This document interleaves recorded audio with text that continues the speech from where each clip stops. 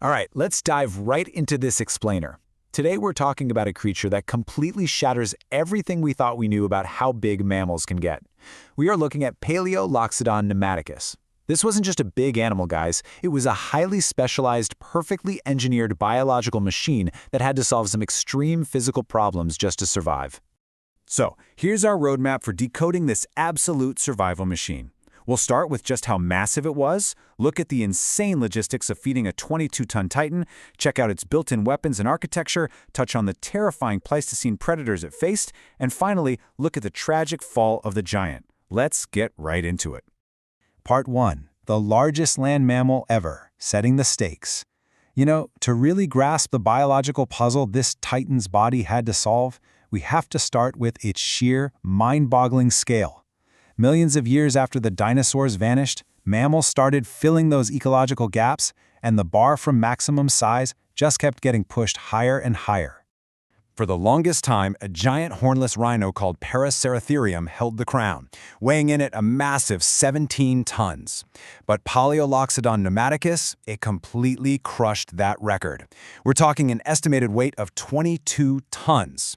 To put that into perspective for you, the biggest land animal alive today, the African bush elephant, maxes out around 11 tons. So our prehistoric giant is literally double that weight. Double. And it wasn't just heavy. Standing over 17 feet tall at the shoulders, which is taller than most giraffes, by the way, this absolute behemoth outclassed even the most famous dinosaurs. Seriously, picture this. A mammal completely dwarfing terrifying predators like the Spinosaurus, the Giganotosaurus, and the T-Rex in both height and mass. It even rivaled those famous long-necked sauropods like the Diplodocus. Moving on to Part 2. Feeding a 22-ton titan, the caloric problem. Now, being bigger than a T-Rex is obviously a massive flex, but it comes with a punishing, unending daily tax. How on earth do you fuel a 22-ton living, breathing machine? 150,000. That's the estimated number of calories this thing needed every single day, just to survive. Just think about the sheer logistics of that for a second. That is enough calories to feed over 60 adult humans daily. It is simply off the charts.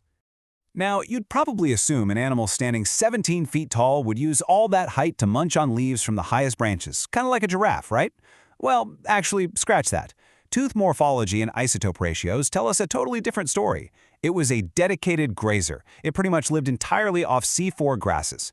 To give you some context, modern elephants spent up to 16 hours a day eating just to hit 70,000 calories. So, because our Titan's calorie tax was more than double that, it's safe to say it spent basically its entire waking life with its incredibly heavy head dropped to the ground, just vacuuming up grass to hit that monumental 150,000 calorie quota. Which brings us to Section 3, built to survive and destroy, weapons and architecture. You see, to gather that much food non-stop and to protect all that mass out in the open plains, it couldn't just be big. It had to be structurally engineered from the ground up for this extremely demanding lifestyle. And here is where we see a true anatomical marvel. Think about the strain of lowering a skull that heavy to the ground all day. Well, it developed this feature called a periooccipital crest.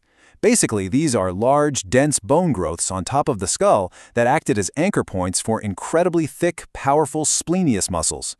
It operated almost like a massive biological crane system. That's what gave it the sheer power to safely lower its head to graze and haul it back up again, over and over, all day long. So it was custom-built for endless eating, but also for absolute destruction. We've got the dense skull anatomy we just talked about, acting as that muscular anchor. But check out its offensive toolkit, designed to protect it while it was in that highly vulnerable, head-down grazing posture. It used its staggering 22-ton body weight to literally just trample and crush threats. And it rocked these insane 20-foot-long tusks to pierce and maul any competition. Actually, let's pause and talk about those tusks for a second. If you think a modern elephant is dangerous, imagine this giant swinging tusks that are heavier than adult jaguars to absolutely annihilate anything dumb enough to get in its way. And because of that specialized head and those massive muscles, it swung these 20-foot, slightly curved straight tusks as easily as if they were feathers. Believe it or not, it's generally accepted that this creature wielded the longest tusks of any known animal, ever. All right, Part 4, Pleistocene Predators and Threats, an Untouchable Fortress. Because it had to stay out in the wide-open grasslands to graze and hit those crazy calorie counts, it basically painted a giant bullseye on its back. So what exactly was out there trying to hunt it? Well, it shared its domain with some absolute nightmares. The Pleistocene grasslands were brutally dangerous. We're talking smilodons, your classic saber-toothed cats, massive panthers, giant bears, wolves, hyenas, and even a super-sized crocodilian called Ramphosuchus. It was definitely not a friendly neighborhood. But here's the wild reality of its existence. Thanks to its incredibly thick skin, high-level herd intelligence, and those wicked tusks, fully grown adults were essentially walking untouchable fortresses. Even against a giant prehistoric crocodile, an adult Paleoloxodon was completely off the menu. Paleontologists actually believe they moved in complex herds, which created this impenetrable ring of protection for the juveniles while the massive adults stood guard.